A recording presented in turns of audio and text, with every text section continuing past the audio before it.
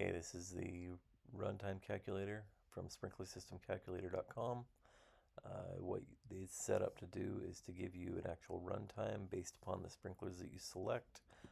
If you go through, you can find the type of sprinkler that you want to use or that you have in your yard or whatever it is, and then you select you don't have to actually change the precipitation rate if you don't want to, or the inches applied, or the water you need in inches. You can leave that alone, because it's supposed to be set based upon a half-inch application.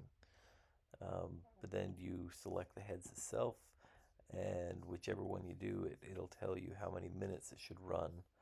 Now, if you want to do the advanced mode, you can go into it and tell it how many days per week.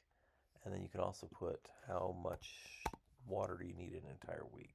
And then it'll tell you your runtime, based upon those settings. How long you're going to need is 85 minutes.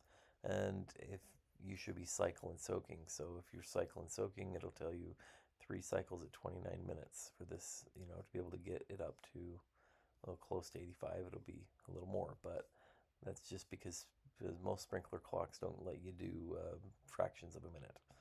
But there it is. Very simple tool to be able to help you set your controller. It's not set up for smart controllers. This is to be able to run standard controllers, or set standard controllers.